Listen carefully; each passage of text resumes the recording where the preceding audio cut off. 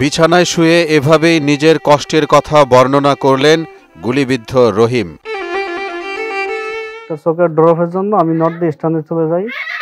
ওখান থেকে আমার হঠাৎ করে আমার বুকে একটা গুলি আসে, বুকে আমার ডান পাশে ফুসফুসের ভিতরে চলে যায়। বিভিন্ন হসপিটালে আমি যাই, চিকিৎসা নেয়নি। আমাকে পুলিশ কেস দিয়ে আমাকে সব জায়গাতে বের করে দেয়। তখন আমি কিছু করার না পারে আমাকে অনেক জায়গায় দৌড়াদৌড়ি করে অনেক জায়গায় নেয়, আমি চিকিৎসা পাইনি কোথায়ও। তারপরে আমি বাধ্য হয়ে আমি গোপনীয়ভাবে এক হসপিটালে আমি কন্ট্যাক্ট করি 1.5 লক্ষ টাকা আমার অপারেশনের জন্য। তারপরও আমার সম্ভব হয়নি আমার গুলিটা বের করার। চোখের ওষুধ কিনতে গিয়ে 19 জুলাই গুলিবিদ্ধ হন। উন্নত চিকিৎসার অভাবে 4 মাস পেরোলেও এখনও বুকে বিদ্ধ সেই গুলিটি বের করা সম্ভব হয়নি।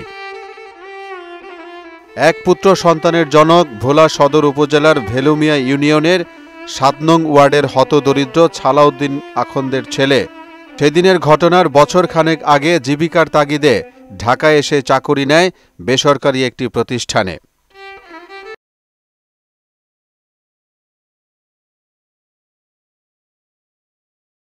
ঘটনার দিন 19 জুলাই কোটা আন্দোলনের ইস্যুতে ছাত্র জনতা ও পুলিশের ধাওয়া পাল্টা ধাওয়ায় রণক্ষেত্রে পরিণত হয় রাজধানীর নর্দা বসুন্ধরা এলাকা। রহিম রাজধানীর নর্দা এলাকার একটি মেসে থাকত। চোখের সমস্যার কারণে শরীরটা ভালো যাচ্ছিল না তার। 19 জুলাই দুপুরে রহিম জীবনের ঝুঁকি নিয়ে ওষুধ কেনার জন্য মেস থেকে বের হয়ে নর্দা বাজারের দিকে রওনা করলে তার সামনেই শুরু হয় গোলাগুলি। এ সময় রহিম আত্মরক্ষার জন্য দৌড়াতে থাকে এলোপাথারি। তখনই হঠাৎ একটি গুলি এসে তার বুকের ডান দিকে ভেদ করে আটকে যায় ফুসফুসে। পরে স্থানীয়রা তাকে মুমূর্ষু অবস্থায় উদ্ধার করে বিভিন্ন হাসপাতালে চিকিৎসা করাতে চাইলেও ব্যর্থ হয়। ঘটনার 2 দিন পর 21 জুলাই রাজধানীর একটি হাসপাতালে রহিমের অপারেশন হলেও ডাক্তার তার বুক থেকে গুলি বের করতে ব্যর্থ হয়। টাকার অভাবে চিকিৎসা না করাতে পেরে বুকের ভিতরে গুলি নিয়েই চলে আসতে বাধ্য হন তিনি। আজও সেই গুলি রহিমের বুকের ভিতরেই রয়ে গেছে। এরপর থেকেই অভাবের সংসারে একমাত্র উপার্জনক্ষম আব্দুর রহিম বুকে গুলি নিয়ে বিছানায় কাটিয়ে কাটাচ্ছেন দুর্বিষহ জীবন।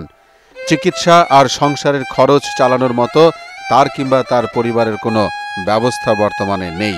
গুলি লাগার পর অপারেশন করছি, কিন্তু গুলি বের করতে পারি নাই। এখন টাকার জন্য চিকিৎসা করতে পারি না। এমনকি আমার সংসারও খুব অভাব, সংসারও ঠিকমতো চলতেছে না। আমার একটা সন্তান আছে, আমরা খুব কষ্টে আছি এখন। গুলি অপারেশন করছি তো তাও বের করতে পারি না। অনেক টাকার প্রয়োজন দরকার। আপনাকে কাছে অনুরোধ করতেছি আমি আমার ছেলের জন্য যে করছে একটু দয়া করতেন। চিকিৎসকরা জানিয়েছে ব্যয়বহুল অপারেশনের মাধ্যমে রহিমের বুক থেকে গুলি বের করা সম্ভব হবে, কিন্তু এত টাকা তো খরচ করার সামর্থ্য রহিমের নেই।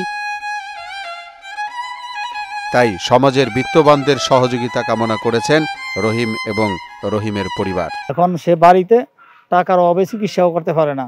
তার একটা ছেলে আছে, বউ আছে এবং বৃদ্ধ মা বাবা আছে। এদের ভরণ পোষণের জন্য খুবই কষ্টকর। অনেক এলাকাবাসীর কাছে সে সাহায্য চাইতেছে। মোহাম্মদ আলিউল্লাহ, মোহনা ডিজিটাল।